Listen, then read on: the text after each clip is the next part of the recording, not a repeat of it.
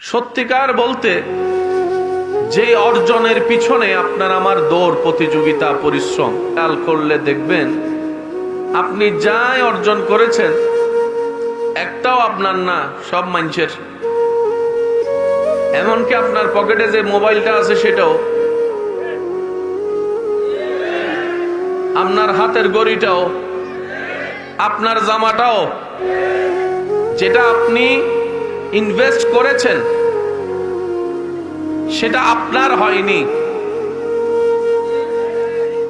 আংটি থাকলে সেটাও রেখে দিবে। আপনি যে জায়গাটা কিনেছেন, জায়গা তো আপনাকে দেওয়া দূরের কথা, দলিলটাও আপনার সাথে কবরে দিবে না।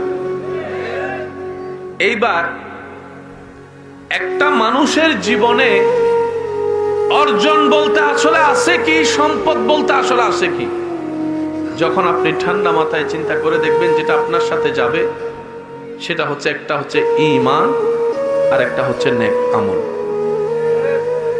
সুবহানাল্লাহ, জোরে বলুন। কয়টা জিনিস পাইলাম? একটু জোরে বলেন, কয়টা? এই দুইটা ছাড়া দুনিয়ার থেকে নিয়ে যাওয়ার মতো আপনার আমার আমাদের মূলত কোনো কিছুই